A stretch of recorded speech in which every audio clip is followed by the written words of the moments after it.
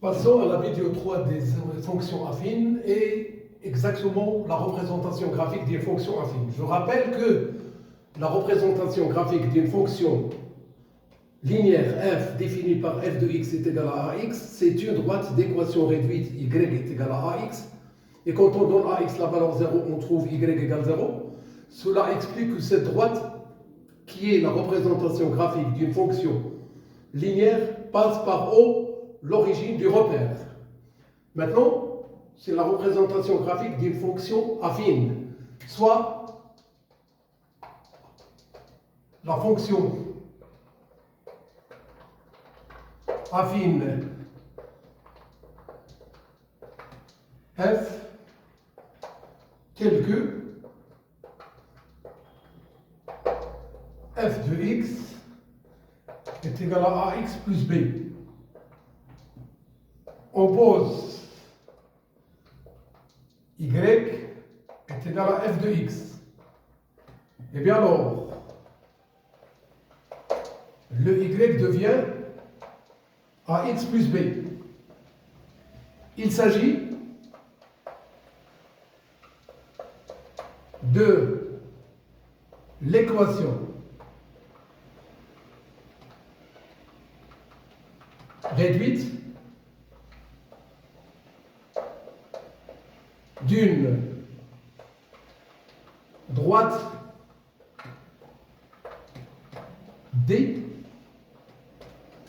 dans un repère OIJ.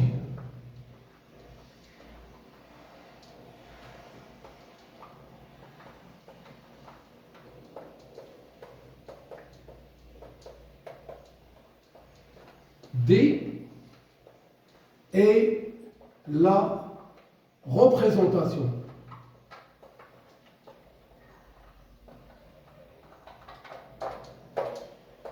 graphique de f. Ce qu'on doit retenir à partir de ce que je viens d'expliquer, c'est que la représentation graphique d'une fonction affine est une droite d'équation réduite y de la forme y est égal à ax plus b. Eh bien, alors, toute fonction affine a pour représentation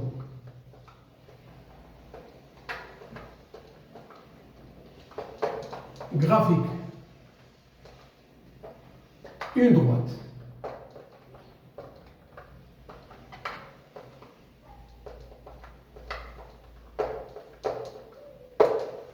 كل دالة تآلفية تمثيلها المبياني هو عبارة عن مستقيم.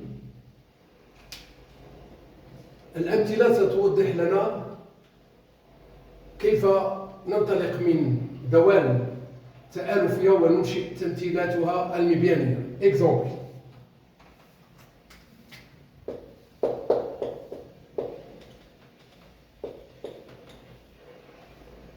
Eh bien, soit la fonction affine f telle que, je prends une fonction qui était déjà mentionnée dans une vidéo, f de x est égal à 2x moins 3. Et d, sa représentation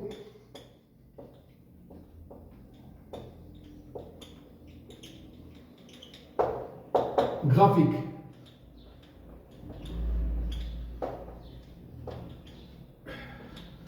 dans un repère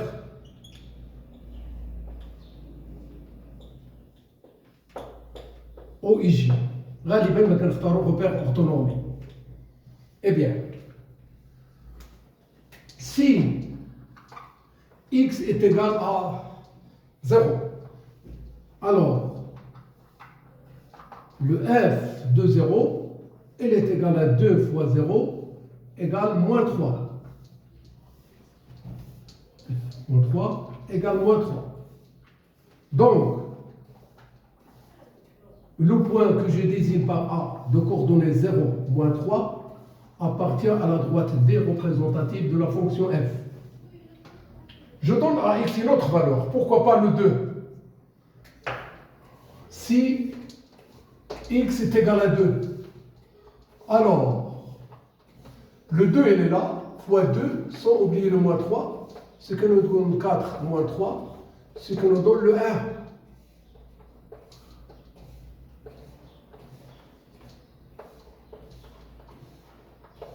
Donc, on vient de trouver un deuxième point, c'est le point de coordonnées 2, 1, que je désigne par B.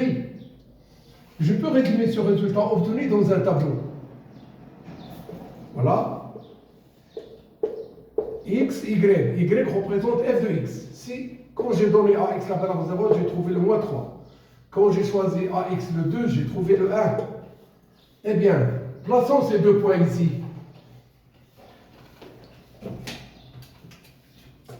Le 0 moins 3. N'oubliez pas, لا ننسى أن كل نقطة أفصلها منعدم يجب أن تحدد على محور الأراتيب. Le 0 moins 3 il est là. Voici le point que je peux désigner par A. C'est déjà choisi. Et le 2 a pour image 1. Voici le 2. Voici le 1. Avec des pointillés, on arrive à ce point-là. Ça, c'est ce qu'on vient de désigner par B. On n'est pas obligé de choisir A et B. Mais l'essentiel, c'est de bien placer ces deux points-là, les joindre en traçant toute une droite. Je prolonge en haut et en bas. Et je note à côté de cette droite tracée D. Voici une première construction. Passons à un deuxième exemple.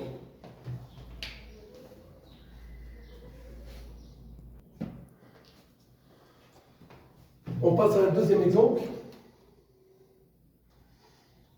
Exemple 2.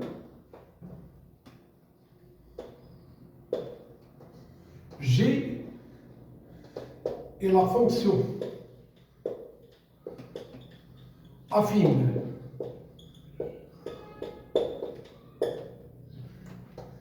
qui a pour représentation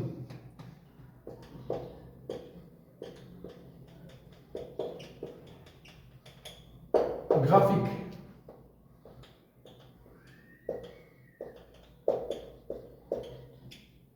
une droite que je désigne par delta qui passe par les deux points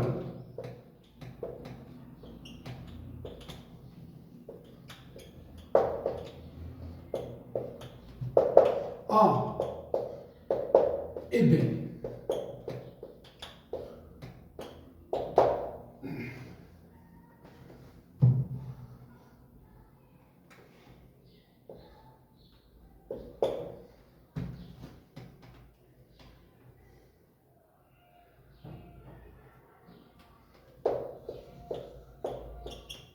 Voilà.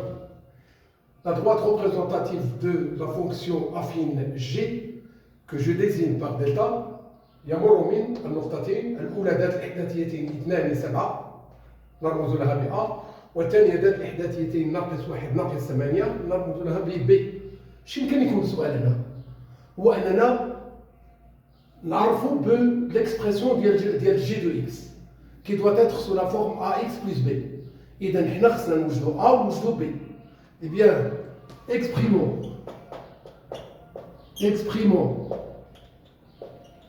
le G de X en fonction de X. Vous voyez bien que cette question se reprend maintes fois.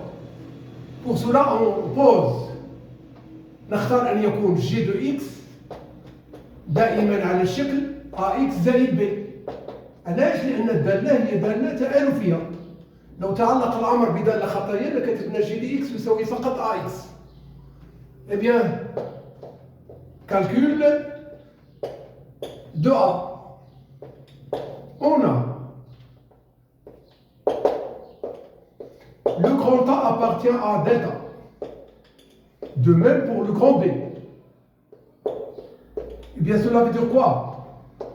Alors, le G de XA est égal à YA. Et G de XB est égal à YB. Donc,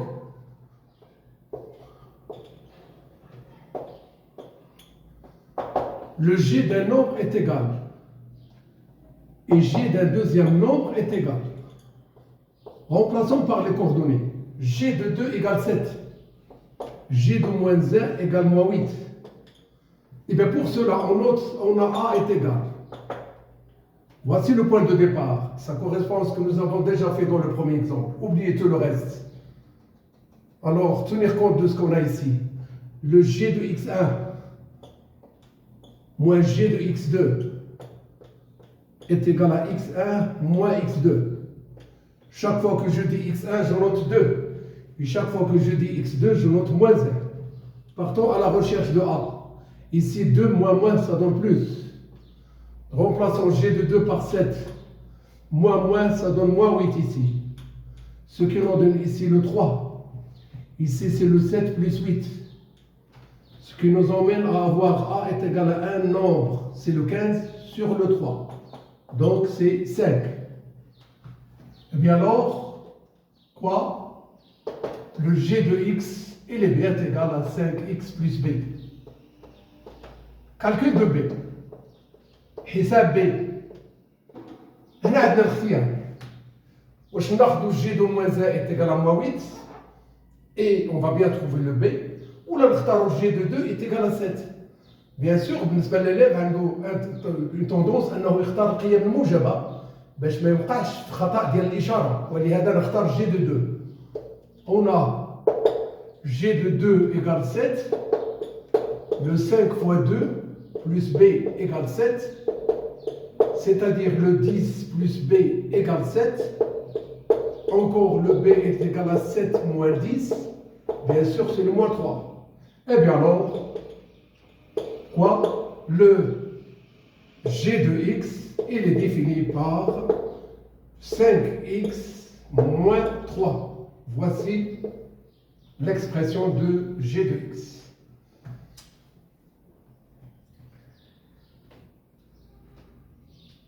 Construction de delta.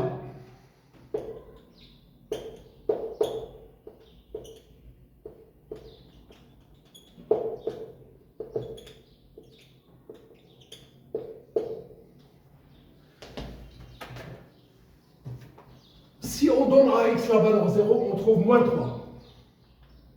Le delta, il passe par ce point. Si on donne à x la valeur 1, on trouve le 2. Si on donne à x la valeur 2, on trouve le 7, c'est un peu loin. On se contente seulement d'avoir 2 points. Voilà, ça c'est 2, ça c'est le 1 ici, et voici le deuxième point. On n'est pas obligé de chercher à placer le point de coordonnée 2, 7. Il suffit d'avoir 2 points, ils sont très très proches sur le repère. Eh bien, on doit joindre ces 2 points-là. Et ce sera la droite delta qui va être la représentation graphique de la fonction linéaire G de coefficient 5 et qui passe par le point bien déterminé 0, moins 3 qui appartient à l'axe des ordonnées. Ça, c'est delta. J'espère que vous avez bien compris ce que je viens de faire sur la représentation graphique d'une fonction affine. Eh bien, et comment on détermine l'expression de cette fonction, soit qu'on a deux nombres et leurs images, soit qu'on a sa représentation graphique qui passe par 2 points bien déterminés. Eh bien, ce sont les 2 exemples qui expliquent ces 2 cas. Très bon courage.